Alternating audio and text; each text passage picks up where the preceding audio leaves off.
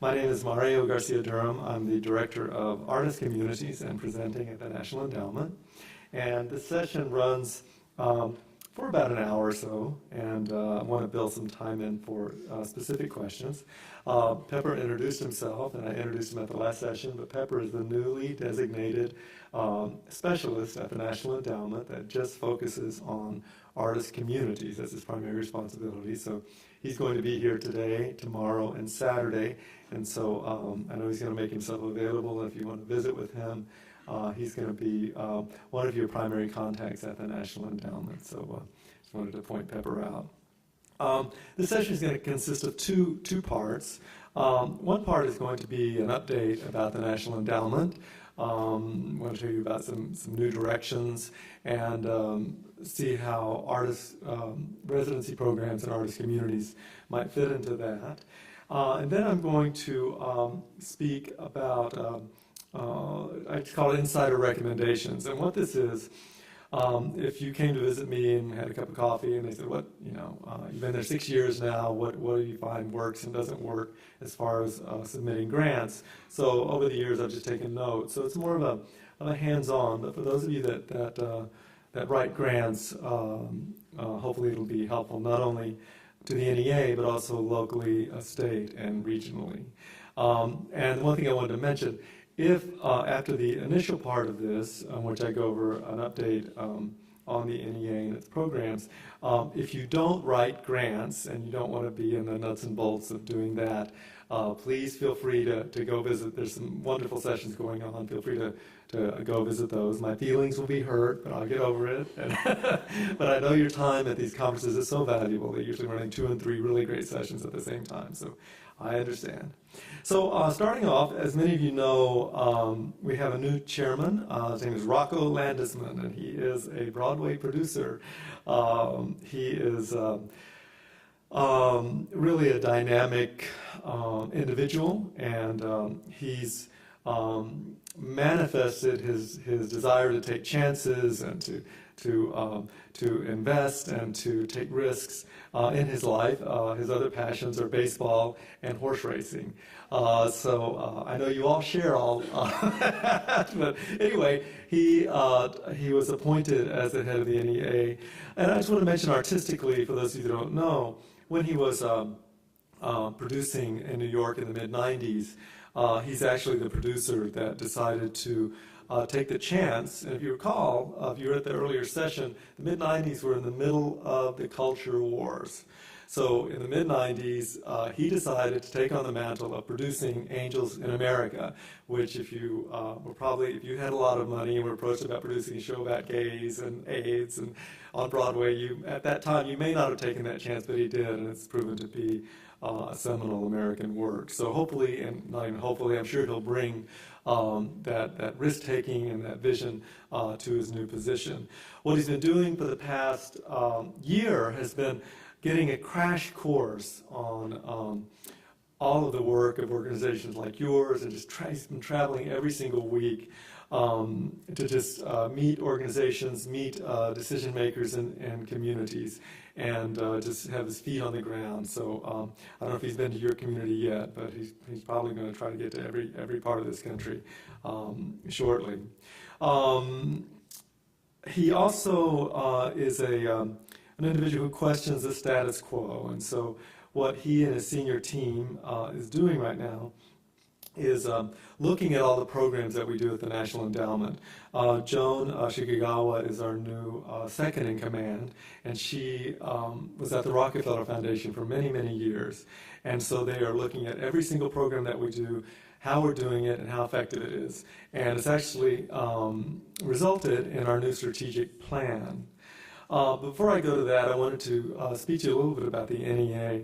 You know, the NEA is a federal agency, so it is affected by the winds of political change. So what I tell everyone is that, I love politics. What drove me to my job at the NEA is the fact that I love politics and I love the arts. And so this is like a combination there in DC, and I can't get enough of it. And I'm really, really curious about what's going to happen come November, because even though some of you may not feel there is a direct connection with what goes on there in DC. It actually does have real effects.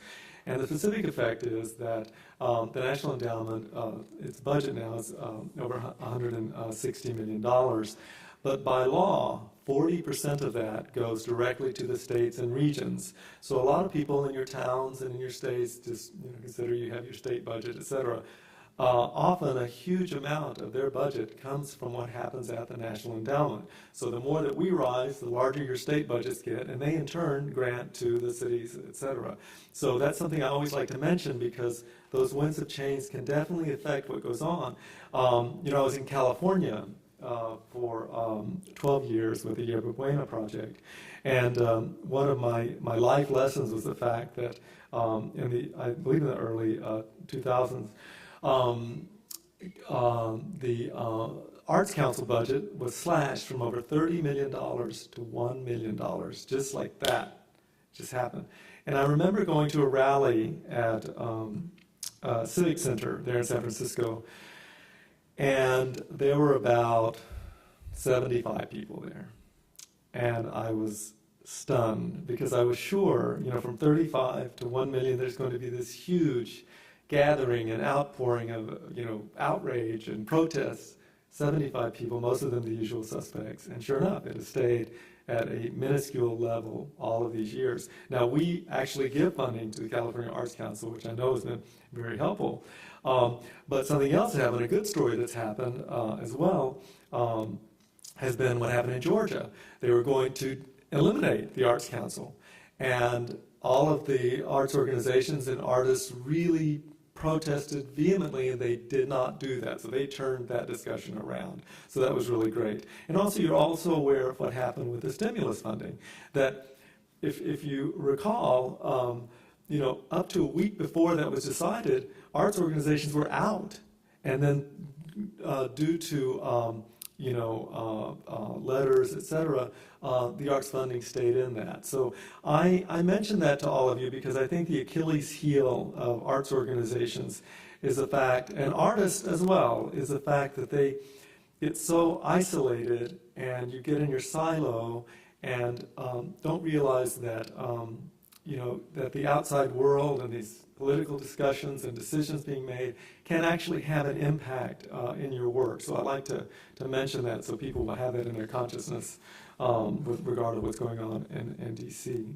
So, we'll see what happens in the future. The National Endowment is, in a sense, like a nonprofit, depending on which ways the wind blows. Obviously, worst case scenario that can happen with the endowment is that it can be completely eliminated. Best case scenario is that all of a sudden everyone realizes how wonderful artworks are. We have this huge ballooning budget. That's another scenario. But we will see what happens. Something that I also mentioned to my arts colleagues is the fact that the two administrations that have given the most funding to the arts have been Republican administrations, Nixon and Bush. And a lot of people don't realize that. And the reason I mention that is because these discussions that go on in DC with regarding what's important, what's not important, are a lot more complicated than I thought coming into those situations. Because the endowment almost went down completely under President Clinton and a Democratic Congress. So I mention that to kind of keep an eye, just let you know that it gets complicated there with some of the directions that take place. So I don't know what would happen. What's going to happen in November, but it'll be a very, very interesting election, I think, for all of us to see. As I mentioned, the NEA budget is currently at $167 million. It's just a little less than it was at its peak. But I have to say that the direction of funding right now, the support is very positive on both sides of the aisle in our support. So that's a very good thing. And we actually have an increase in that has not been taken out yet. So we will let you know